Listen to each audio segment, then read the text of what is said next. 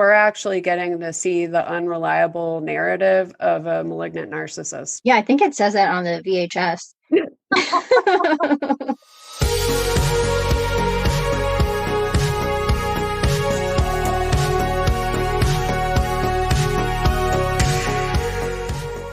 Welcome to Cover Your Eyes.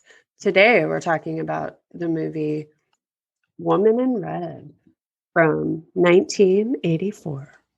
Hi, Sarah. Hey, Holly, what's up? Ready to talk about this terrible movie? Mm-hmm. Woman in Red. I am. Oh my God. Okay. So, Yeah. do you remember seeing this movie when you were a kid? I do. I don't remember a lot of details, but I mean, I think I saw every Gene Wilder movie when I was a kid, so I know I saw this one. Yeah, and I mean, I remember, the whole red dress and the dancing on the air grate and all of that stuff.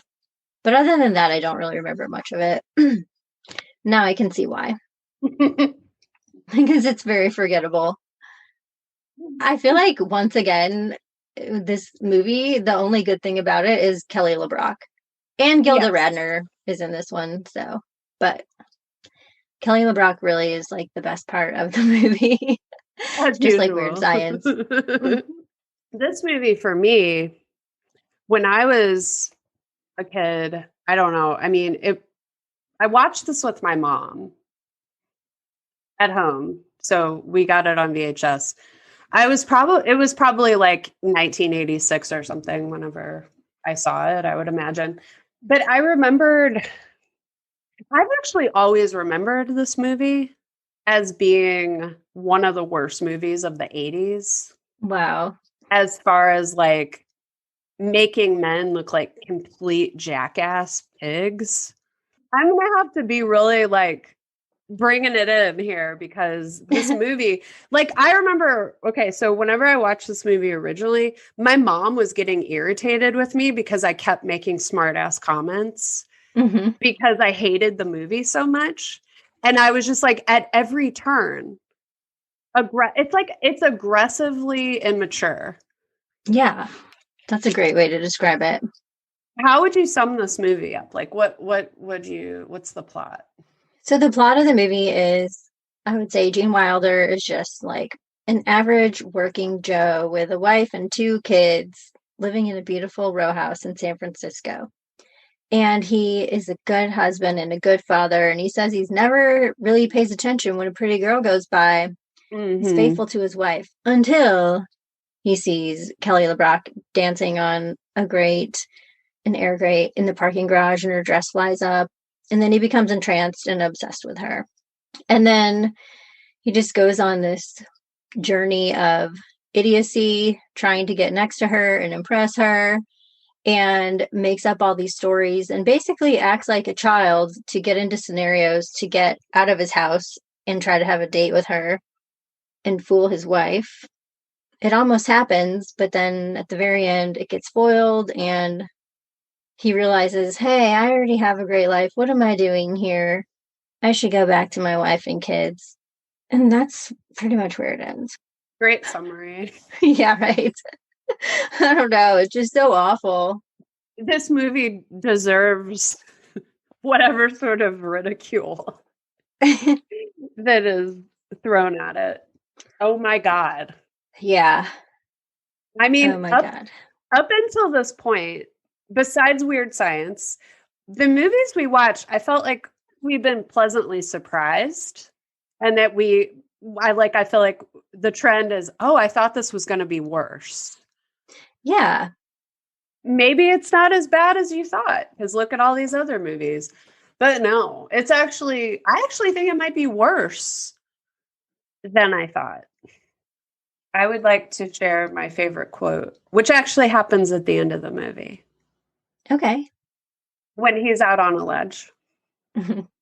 So my favorite quote of the movie is spoken by the babe reporter in the short skirt and the high heels.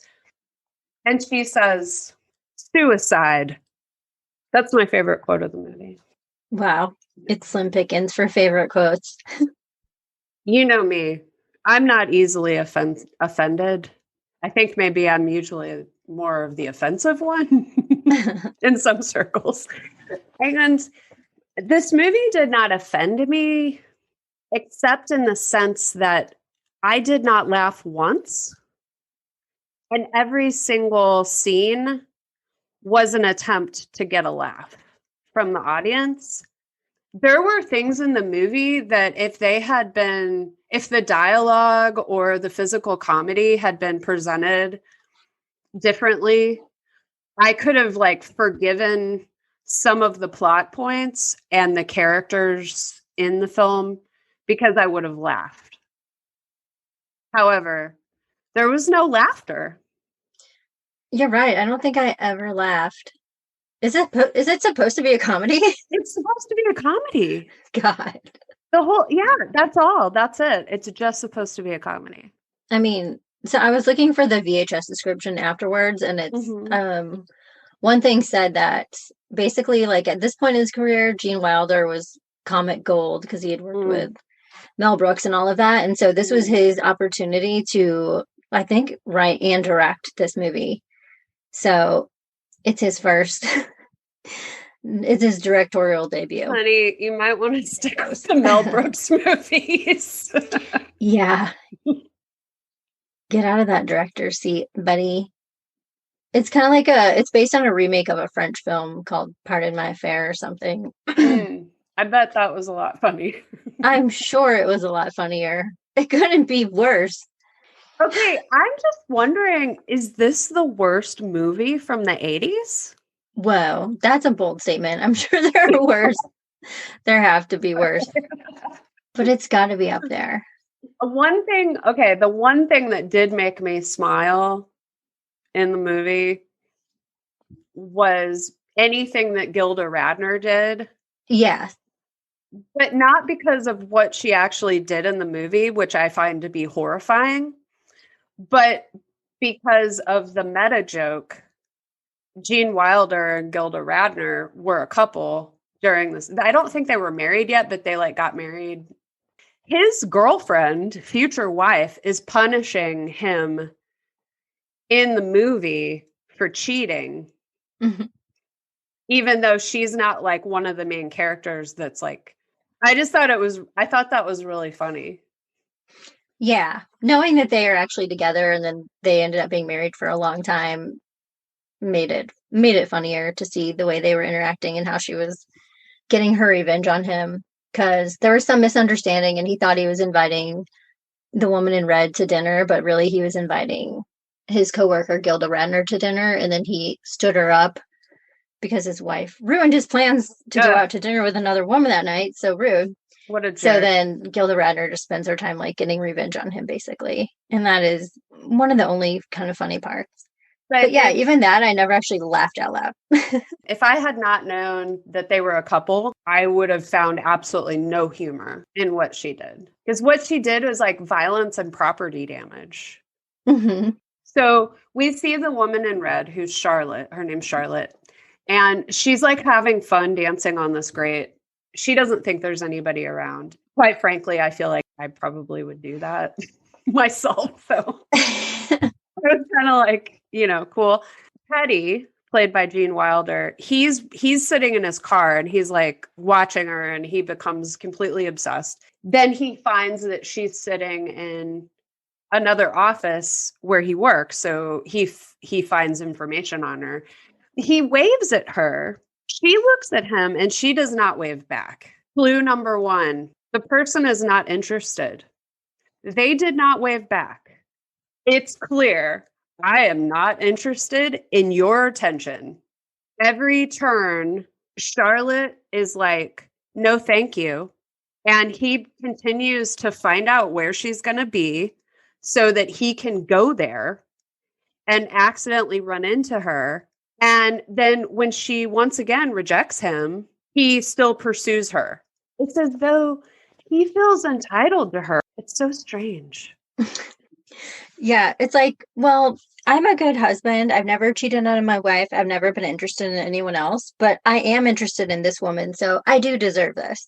I don't know how any wife expects her man to be faithful when she goes to a study group once a week. Ew. It was the initial justification and introduction of his wife that his wife is not giving him what he needs right in the moment immediately because he's still a child. And your wife is there to be the mother so that you never have to grow up emotionally and you can act like a teenage boy the rest of your life when you're with your guy friends. They do. They are aggressively immature, just like you said. And anytime, I mean, in the movie, he's throwing these tantrums Oh my as a God. way to like distract his wife from what's going on or to just kind of like manipulate the situation into what's convenient for him. But she doesn't act like it's that out of the ordinary for him to be throwing these tantrums like a little baby. And then she's like, oh, do you need something? You need a drink or something? And it's like, this is terrible. I mean, I'm thinking like, so he came home from work and he was like, my boss wants me to do this, and they're taking advantage of me. And it's like all part of his elaborate ruse to like start making up the reason why he needs to leave the house that night to have the affair. And then she's trying to comfort him. And it's like, yeah, of course, like if Dan comes home from work and he's had a bad day, then I will be comforting him and being like, do you want a drink? But he doesn't act like a child about everything, you know? You're supposed to be there to comfort your spouse, but they're not supposed to act like a teenage boy No. on a regular basis. To the tantrum point, the issue of men having temper tantrums. A man having a temper tantrum usually looks like violence. And I generally think that people who are committing outbursts of violence, I see those as being temper tantrums. But because you're an adult man and the culture is encouraging you to be a teenage boy who's violent, that violence is okay. And in fact, it's an expression of your manliness. I actually feel like his behavior in this movie is abusive. He's constantly gaslighting his wife and he's getting his friends to participate. They're elaborate lies and they're all rooted around him being taxed at work and him playing that he's a victim of his responsibilities as a husband. Before. Yeah, it's weird. Half the time that he's lying to his wife, he doesn't even have like a date with Charlotte or anything. He's just trying to like find her so he can get to her.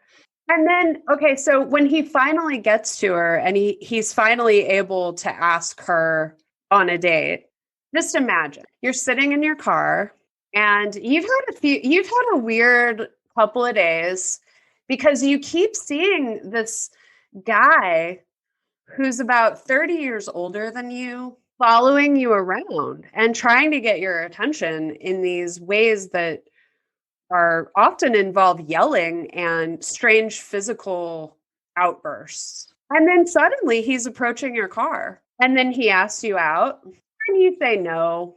And then he asks you out again and you say no. And then he asks you out again. And then all of a sudden you decide that, yes, I absolutely want to have sex with this man who's been stalking me for the past 3 days and who's also old enough to be my dad.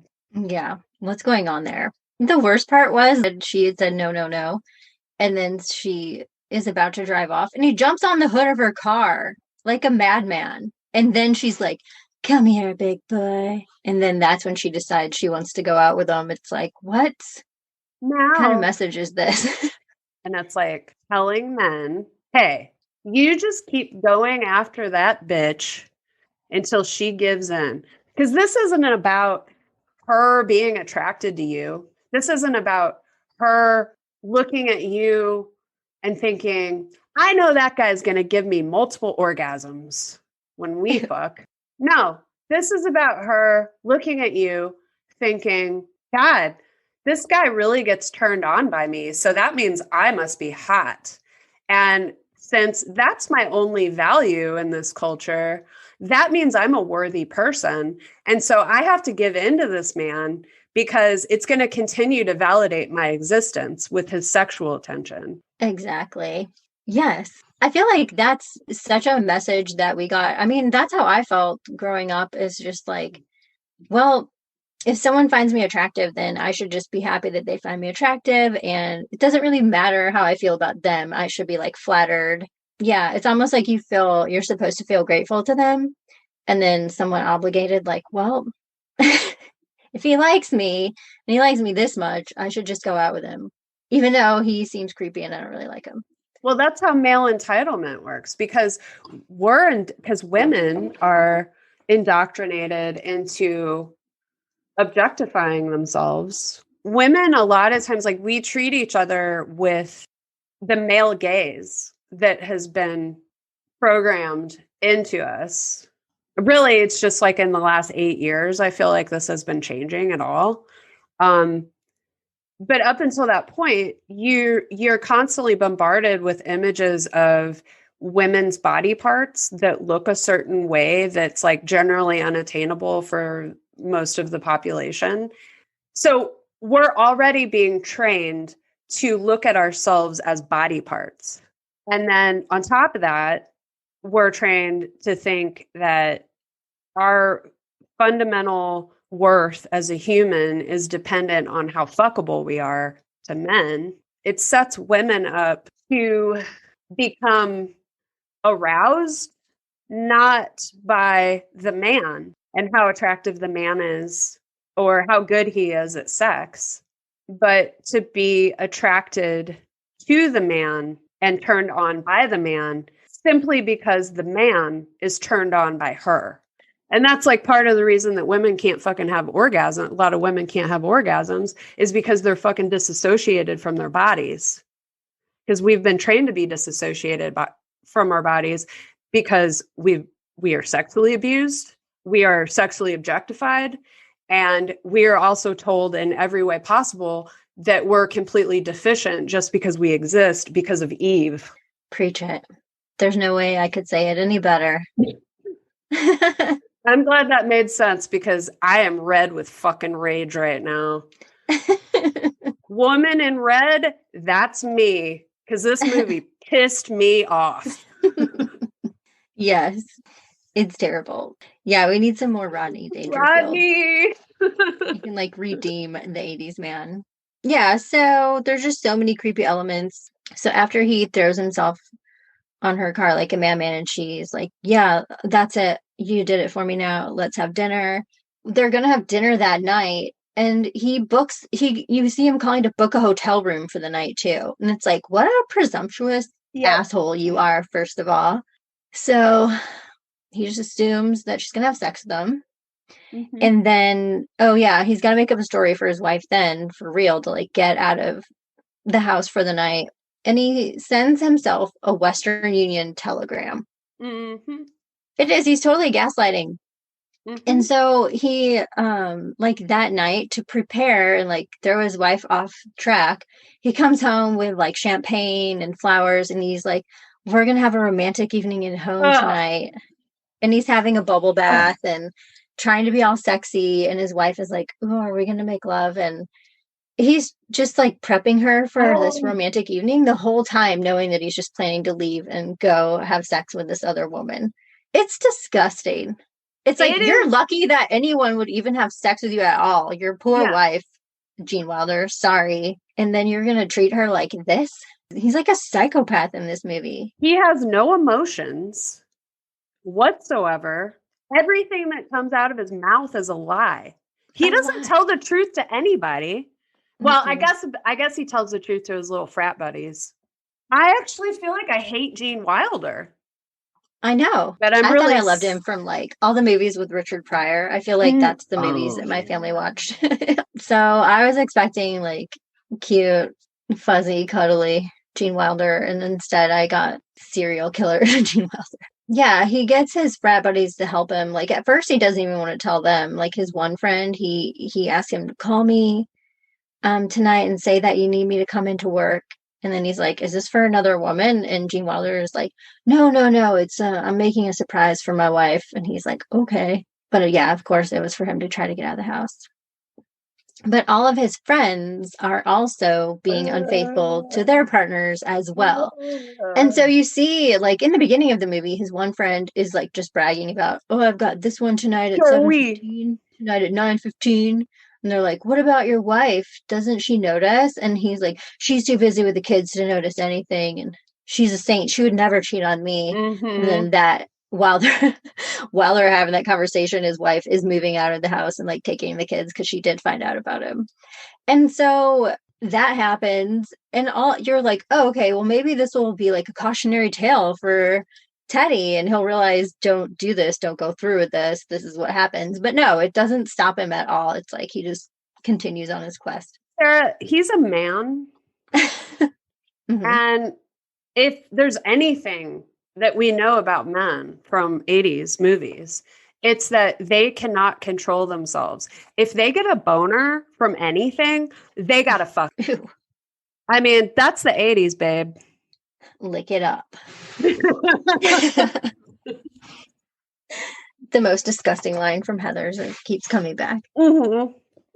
Yeah. So once he gets it in his head, that's it. He's not turning back, no matter what warning signs are thrown in his path. Okay, so then we find out that his friend Charles Grodin, who is also being unfaithful to his partner, Buddy. They made it Buddy. His name's Buddy. Okay. I like Charles Grodin, don't you?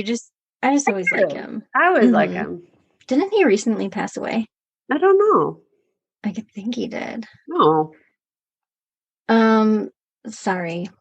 So anyway, we find out in a roundabout way that he's also been unfaithful to his partner, who is a man.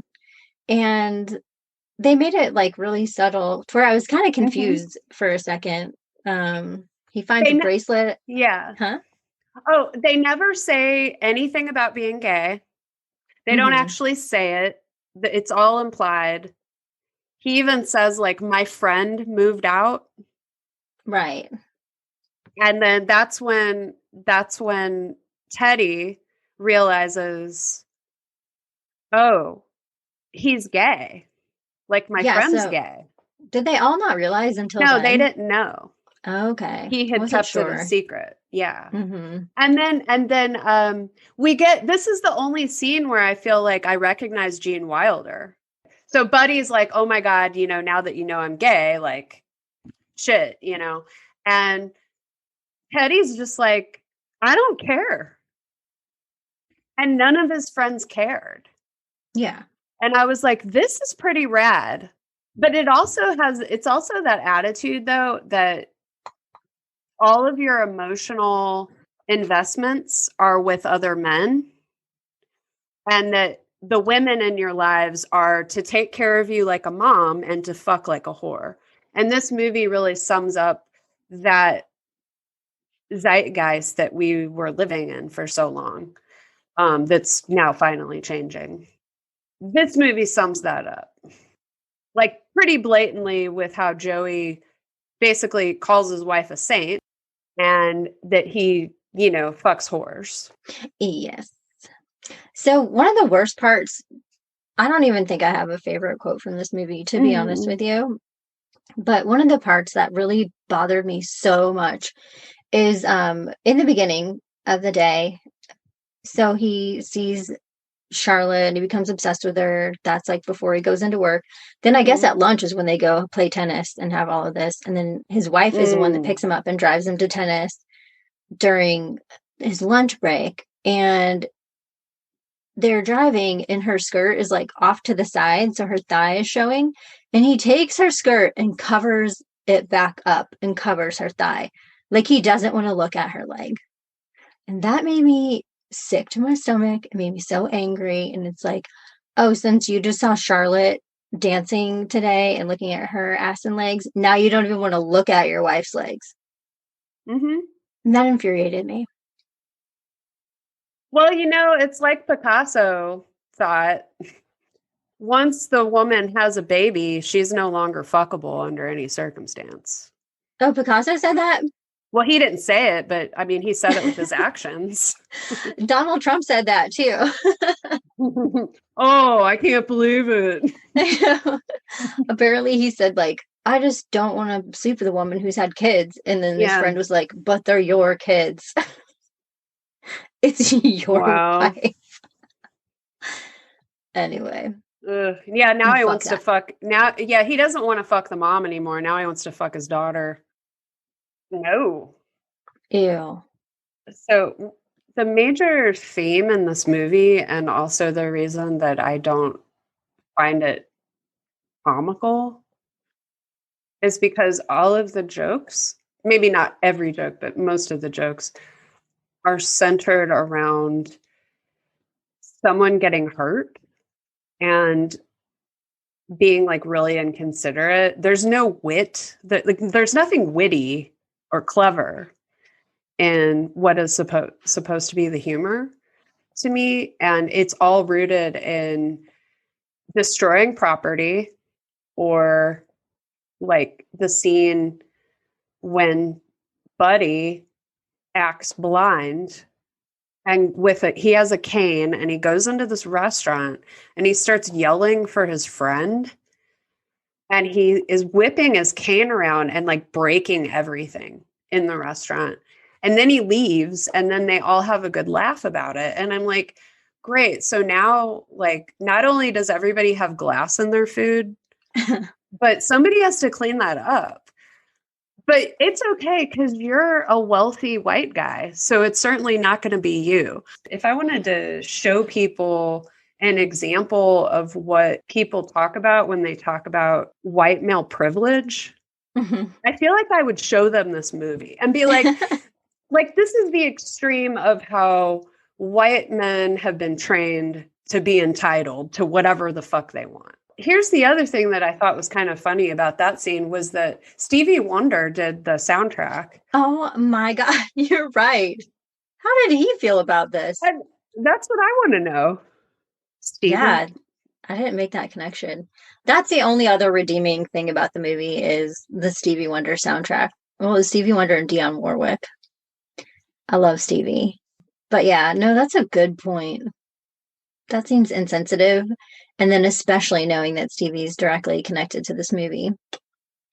And the worst part is they do this regularly. It's not just like a one-time thing because they were doing it to cheer up their friend whose wife left him for serial cheating. And they're like, you need to do the blind man act tonight.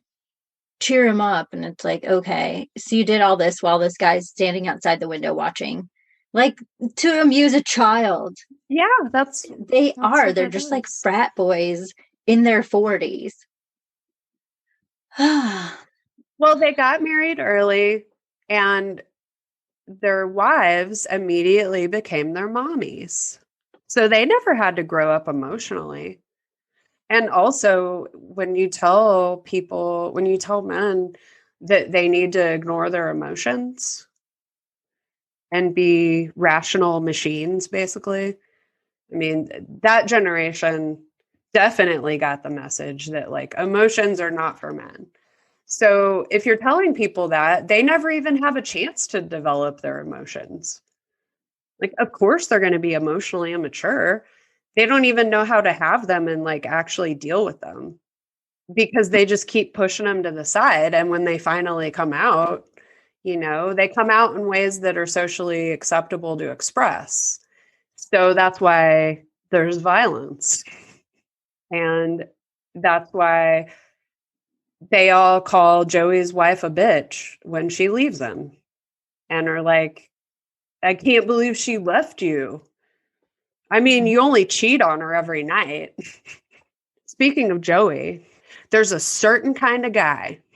I think we've all met this guy as women. Yeah. If you're a woman who's ever been in your teens or 20s, you know this guy. He's the guy that's 20 years older than you. Maybe his wife is even in the room. But boy, he's going to let you know that you're a fine piece of ass. And if you are not completely welcoming and accepting of the way in which he's telling you that he wants to fuck you, then you're a crazy bitch. Mm-hmm. Because he is entitled to all of your attention because he has a penis. Yeah, and you should just be thankful that he's even paying attention to you. Yeah. All the scenes at the tennis club were basically just him objectifying younger women. Out loud to them. Oh, yeah, out loud to them. Because otherwise, what's the point? Mhm. You got to get a reaction out of them. You got to let them know Exactly. that you're looking. Exactly. Yeah, it's gross.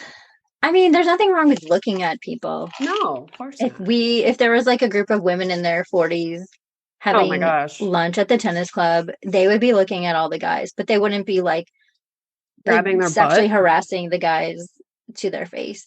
He pinched the waitress's butt. And they were all like, all the guys were like, huh, huh, huh. It's like, here's a pro tip for dating.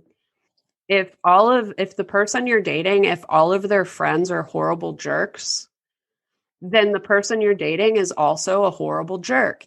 Even if they say things like, oh my gosh, can you believe my friends? They're such horrible jerks. It's like, really? I mean, like, I've had that experience before where I went to a party with a guy I was like interested in, and I was like, oh, all your friends are awful. Bye. See you later. That was a good way to find out fast. Yeah. It's true, because it's like, all right, so even if you aren't a horrible jerk, but your friends are, then you're a horrible or spineless person for being friends with them. And not standing up to when they do things that are awful. Like, Exactly. I've seen guys before, like a group of guys where one of them is being really sexually threatening to a woman, and all of the guys, they just stand there and they don't do anything. But you can tell they don't agree with it, but they don't say anything either. Yeah. And I'm like, that is weak. Definitely. Like, oh, that's just Billy. That's how he is. Yeah. Bye. Yeah, I think we've all seen that. And as a waitress, I have definitely had my butt pinched. Oh, God. I'm so sorry. It's okay. Got to get those tips. I mean, I think every girl has had their butt pinched. If you've ever been in like a club or I don't know, just it used to seem like anywhere someone could just grab your ass. Well, I have a technique for that. So you know how when somebody grabs your ass, they're like behind you? Yeah. So as soon as you feel that hand going towards your ass, because you can feel it before, and there's also an energy that happens, I've noticed, when the ass grab has occurred. So you notice and immediately tighten every muscle in your body. And Bones of steel. Yes. And then throw your arm back so that you elbow them in the gut. And then when they slump over, you twist your elbow and you throw your fist up into their face and the force of them going down like in pain, like, oh, and throwing their head down, hitting and meeting the back knuckle of your hand. Well, I imagine I've taught a couple people a lesson. Wow. Because that's been my technique. So it sounds effective. It worked both times. Twice you got to do that or had to do that. No, I've never actually done that. It was I didn't do it on purpose. It was just, I don't know, it was a reflex. After the first time, it was a reflex. And then I was like, wait, what did I do? And then I like kind of broke it down and I was like, oh, okay, these are the motions. So then I just always kind of programmed myself like, ass grab. Well, okay, so there's no favorite quote of mine really in this movie, but there's one thing that was kind of amusing. So when his wife is having the study group at their house, and there's like 40 people in his living room. I don't know what kind of study group she's having. She's not in there yet, but this woman's leading the group and she's talking about diets because, of course, you have to talk about diets in an 80s movie. Yes. And she's like, and the next one is called the alphabet diet, and it's 26 weeks. And you can eat whatever you want. For the first week, you eat everything that starts with an A. And the second week, you eat everything that starts with a B. And so on until you get to Z. That was kind of funny. But I feel like actually that might be the funniest thing That might be the funniest scene in the movie to me. It could be. I still didn't laugh out loud, but No. I'm just like, guy joke. Yeah, it was like the Goodwill effect on jokes. Yeah. I don't know. There's just nothing funny. And then later, so the night when he's like first planning to have his rendezvous, then his wife starts talking about their friend Joey and how he had cheated on his wife because that was the day that they broke up. And she's like, if you ever did anything like that to me, I just don't know what I would do. And he's like, wait, what do you mean? And she's like, I don't want to talk about it. And he's like, no, let's talk about it. Tell me what would happen if I cheated on you. And then she's like, you think you know me, but I'm actually really jealous and I can get a little bit crazy. And he's like, oh God. But then still, like, that's not enough to deter him away. No. And then she's going to put something away in the drawer and she fires a gun and he's like, what the hell? And she's like, oh yeah, my mom gave me this gun when they were moving. And it's just laying in a drawer in a house with children. They're watching a toddler that night. And then he pulls out a pair of his underwear and the gun had like blown a hole through his underwear right in the crotch. And it's just like symbolic of like, yes, this is what will happen to you if you cheat on me. But he still is trying to go out that night. Well, and she also, when they're sitting on the bed having the talk, the way that she's holding the gun, it's like it's pointed directly at his penis. Yeah. Which is, like supposed to be funny, but again, is a threat of physical violence. Yeah. And I was just thinking the whole time, like, that gun is still loaded. Why are you holding it? I just couldn't relax or laugh during this movie at all. Well, the only part that was kind of funny is when he has his date scheduled to go to dinner with Charlotte, and then his friend Buddy takes him to get a makeover because Charlotte had commented on how his suit looks old. So he's like, oh God, I better get more hip looking because she's actually only like 24 years old. I know. And he's like 50 or whatever. And so his friend takes him to get like a new suit, and it's like an 80s looking poofy sleeve, narrow waist suit. Miami Vice. He goes to get his hair done. Yeah, he's got like a denim Miami Vice suit. And then he goes to get his hair done and gets his like curls all taken out and flattened down. They look hilarious. And he walks into a meeting wearing that suit with his hair all flattened out, and everyone's just staring at him like he's lost his mind. Yeah. Because he looks crazy. He realizes, like, I've gone too far, and he goes in the bathroom and wets his hair down so it gets curly again. The reaction that his coworkers have in the meeting scene is the representation of what I imagine how audience members were reacting when they see this movie. Yes, they just look bewildered and appalled. And I'm sure that's how the audience felt when they left. I don't know if movies like this like made me, I was very insecure in relationships. Yes. And I feel like watching movies like this my whole life contributed to that. Oh, totally. Well, and the other part of it too is that like his wife is only 38 in this movie. Like Teddy's wife is 38. Teddy's like 50. And still, he needs an even younger woman. So another message that I think is a great way to make sure that older women's wisdom is never shared with younger women. It's a divide and conquer technique of letting women know that all women younger than you are always a threat. And that just the fact that they're younger makes them a threat. And we get this over and over and over again in movies to the point where I won't watch a new movie if that's the plot. If the plot is that a guy is leaving his wife for a younger woman, I no longer watch those movies because I'm like, you know what? You can't tell me a new story with this because this is like 60% of movies since 1980. So it's true. Isn't that interesting to coincide with the women's movement? Yeah, I totally think you're right about that. That contributes to paranoia in relationships. Yeah, because they seemed happy together. They weren't fighting. There was no obvious problems. She was happy. She thought everything was fine. She was a loving, comforting wife. She's 12 years And younger than he is.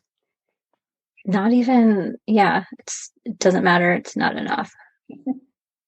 So it's like, and all of his friends are cheating on their significant others too. So it's just like, is this just what happens when you grow up? Everyone just cheats on each other. Mm-hmm. Yeah. And most teenage boys don't act the way the guys in this movie act, quite frankly. And so it's also really sucks for men. These messages are horrible for men because say you're a guy and there's a lot of them out there who are really great boyfriends and husbands, right? Mm-hmm. But because the women in your life have all been trained to be suspicious of you automatically just because they're dating you, it's not good for relationships. And also, though, it's just a boring plot device, quite frankly. It's like one of those ad lib movies, Like Mad Libs, where you just fill in the noun and the verb, and this is happening now. Yeah. Seen this before. Mm-hmm. Yeah, pretty much. It's like every tired trope is rolled into one movie. And it's this one. The other really disturbing scene is when he's finally going on his date with Charlotte and his friend Buddy is chauffeuring him around because of some dumb bet they made or whatever. And he's like, oh, okay, well, we just need to stop at Ma Bell's or Ma Bella or whatever he calls her real fast before we go to dinner because she called me and it's her birthday tonight and I just want to have a drink with her really fast. And then his friend Buddy is like, are you sure you want to do that tonight when you've got this other woman with you that's not your wife? And he's like, yeah, it'll be fine. She doesn't even, Ma Bell doesn't even talk to Dee Dee, my wife. But he doesn't say my wife because he still doesn't want Charlotte to know he's married. But it's like, why would you bring your mistress to your grandma's house for her birthday to have a drink with her? It's all so dumb. And then they get inside. And it turns out it was actually a surprise party for him. So his whole family's there, his wife and his kids and everyone. And he's just like, so he's standing there with Charlotte, how am I going to get out of this? And then luckily his friend Buddy comes up and rescues him and pretends that he is dating Charlotte and then takes them away. So he was saved there, but he almost got completely busted in front of his entire family. But even that's still not enough to stop him. Because afterwards, his friends come get him and do this elaborate ploy of pretending that his friend is suicidal to get him out of the party so that he can go meet Charlotte that night. And then Joey is outside screaming that he's going to kill his wife because she left him. Oh, I thought he was just saying he was going to kill himself. No, he was like, I'm going to kill her. I'm going to kill her. Oh, God. Yeah, I'm going to kill her because I cheat on her all the time and she's pissed off about it. Crazy bitch. There's so many crazy bitches out there. Here was an interesting thing. So Dee Dee and Teddy's daughter is friends with this guy named Shelly who has a mohawk. Oh, my God. Shelly, we find out, actually has a crush on Dee Dee. And he comes into her bedroom. And he stands behind her and he puts his hand on her boob. And then he just leaves it there while she protests. And then she's finally just like, I'll just stand here awkwardly and not say anything about it. Because I've had so much sexual trauma in this culture that I guess I'm just going to have to put up with it and smile. Yeah, that was a really awkward scene. While she's on the phone with her husband, while he's telling her all of his lies about how he's on a business trip, but really he's going to meet Charlotte in LA, then this weird teenage boy comes up behind her and just grabs her boob. And he's friends with her daughters, and he's like, her daughters are in the other room, yelling for him to come in and finish playing the game. And she doesn't do anything about it. She just is like, he finally takes his hand off and leaves. And she's just like, ah, she's so exasperated. She Yeah. just falls onto the bed. And it's like, okay. And so now you're going to let this psychopath go into the room with your 2 young daughters after he Yeah. just sexually assaulted you. And you're fine with that? Yes. What the heck? Well, she's been completely brainwashed and gaslighted by the malignant narcissist she's married to. Oh my God. God. What else can you say? I know. I felt like, you know, the scene where Shelley's just leaving his breast, or where Shelley's like grabbing Dee Dee's breast and leaving it there. This is another example of, hey, if you're a man, it doesn't matter if you have a mohawk, you are still entitled to any woman's body anytime you want it, even if you're a teenage boy. Like, we're getting messages that we need to weigh 100 pounds, have double D boobs, and 18-inch waist, and that we also need to, I don't know, be completely willing to fuck anybody who asks. And men are getting messages too. I mean, like, there are little boys watching this movie. Like, what did they think? What message did they get? Yeah, that'd be interesting to find out. I definitely thought about like trust issues when I watched this movie. Like, oh, that's why I was so insanely jealous and insecure through my teens and 20s because of movies like this. Surely it's not all movies, but I mean, it's the movies contributed a lot to our thoughts and ideas and expectations of the world. Yeah. So, okay, another disturbing thing about this movie is after Charlotte finds out from busting in on his surprise party that he is indeed married. Then she wants him even more. She's like, now that I know you're married, I want you even more. Guy who's 30 years older than me and looks like he hasn't drank water in 3 days and chain smokes for the last 50 years of his life. So for Charlotte, it turns out that maybe she likes him being married because she's also married. Yes. Bombshell. Yes. So her husband's like a pilot and he's gone a lot. So while he's gone, she's getting it on. It sounded like she was saying like, oh, you've got a wife and kids and you're responsible and you've really been dreaming about this. So it's like she was just going to give him his fantasy. And that's what turned her on. And that's why she wanted him more. So she's not attracted to him because he's attractive. She's attracted to him because he's attracted to her. Exactly. And so she's just getting off on the sexual energy of being objectified. This is a great way to set women up so that they keep their boundaries down and they ignore all of their body signals that tell them, no, this guy's gross. It also lets guys off the hook for giving women orgasms. Oh. If the woman is turned on, not because she's actually turned on by some sexual stimulus, but that she's turned on by the psychological impact of knowing that someone finds her attractive, therefore validating her whole existence as a woman, then that means that her sexual pleasure is always secondary. Because theoretically, she's getting off on the guy getting off. So when the guy orgasms, hey, that should get you off. Lady, I don't know where the clit is. I don't need to. Because I'm horny. And that's every guy in this movie. Oh, you know every guy in this movie probably takes like 15 seconds to ejaculate. I think you're right. Just by looking at them and the way they act, I'm sure they're all terrible in bed. And Joey's doing poppers. Joey. Yeah. Oh, there's a locker room scene where we get to see men in the shower. That's a nice twist, except I don't want to see any of them in the shower. No, me either.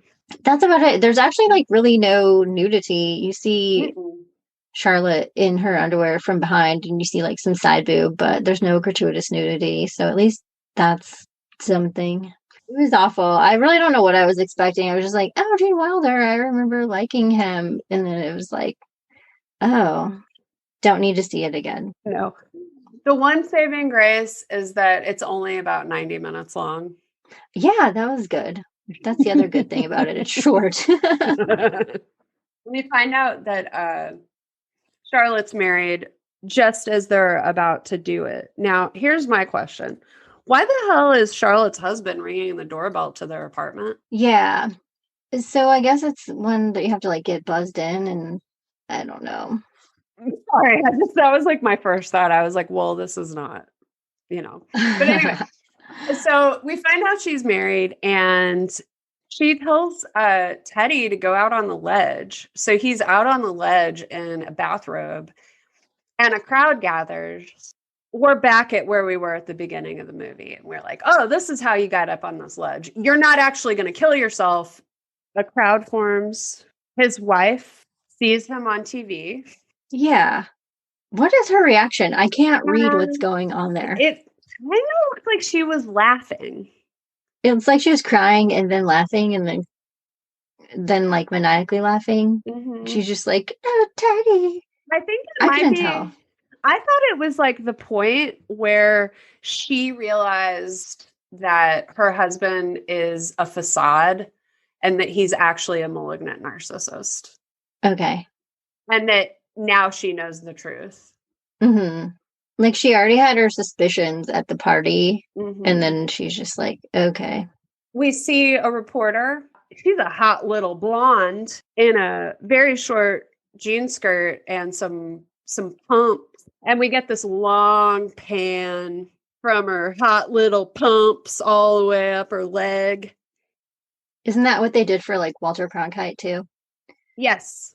Yeah, every time. They do for all reporters. Yeah, it's really the only reason I watch the news, because I know I'm going to get some hot shots. Is this a redemption story, we're thinking, right? Oh, he's out on this ledge. He's realizing his mistake. And he's not going to do this again. He's going to go home to his wife and he's going to be like, oh, I love you, babe. But then he looks over at the hot little blonde reporter. And that to me confirmed my suspicion that this movie is not like a morality tale of any kind. And that it's actually like just people acting like they're making fun of awful behavior, but actually validating and justifying awful behavior. Yeah, they imply that the blonde is going to be his next victim, basically. I did think, is this Elizabeth from Sweet Valley High? She totally could be. That would be about the right age for him. Yeah. Now he's got to have an even younger woman. Oh, for sure. 24 is too old. Yeah, gross. I mean, they could have a kid by then. Ew. Then you can't have sex with them anymore. God. Yeah. So he's just gonna go on to the next one and probably take up an interest in photojournalism to get closer to her. Mm-hmm. And then stalk her until she gives in to going out with him too. Mm-hmm. And that's it. Mm-hmm. I'm ready to wash my hands of this movie. Oh my God. Forget I ever saw it. I need a psychic colonic. So what would be a good question for this week? Like, have you ever taken up a hobby or something to get closer to someone that you're interested in? Ooh, or like feigned interest in something that you actually don't care about just to get closer to someone? This movie could have been good. It could have been a tale of a man who realizes that he's not investing in his own happiness enough, and that's actually why he's not happy with his marriage, and that looking for something external to validate or his existence or make him feel alive is really immature. So at every turn of the movie, he's being punished for wanting her, right? He's being punished for wanting to have an affair, but he's not being punished by his guilt. He's not being punished by his friends. He's being punished by just like circumstances, and also Gilda Radner, character. So she's kind of like the character in the movie that's like avenging his wife for the cheating. It could have been a story about how we all have times in our lives where we get like weirdly where we can't get someone out of our head, even though we really don't want them in our head for whatever reason. Maybe you're married, maybe you just have a lot of work to do and romance is a distraction, whatever it is. And that's not bad. Now, a lot of people, when that happens, they're like, well, I'm an adult and I can avoid that person, or I can set up ways in which to like make sure that I don't give in to this thing that I keep thinking about, right? But the person who unconsciously doesn't want to be in a relationship with their partner, or maybe they really do, but like they're very unsatisfied with something and they can't talk about it, or maybe they don't even realize that it's there or what it is yet.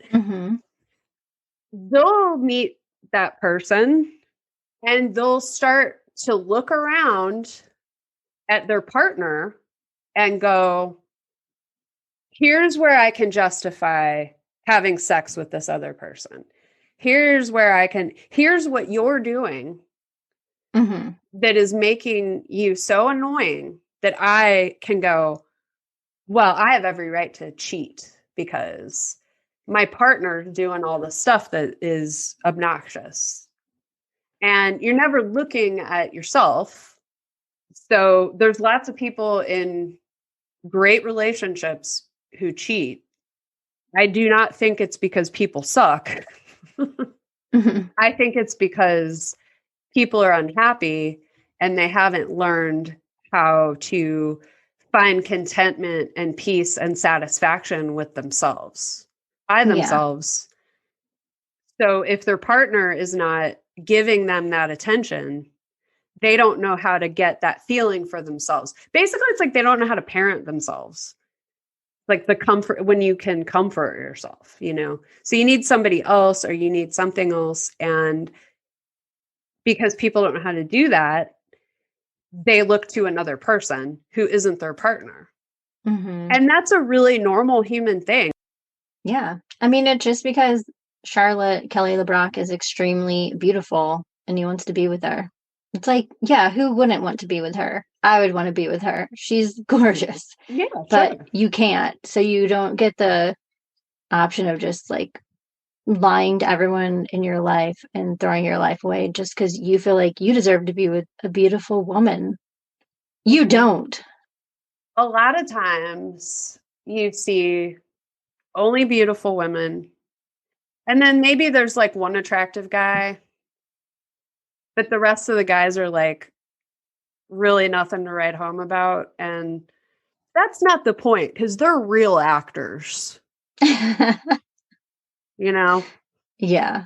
And so there's tons of movies like that. And growing up, I would watch movies, and even movies that I really like, I'm sitting there going, there's no fucking way that guy's going to end up with a lady that looks like that. He doesn't even have any money. And it's back again to that thing of like, historically, like guys have not had the pressure to look good. Right.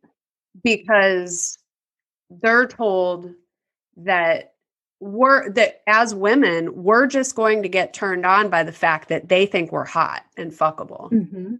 Because our whole identity as a woman is wrapped up in if a man values us sexually.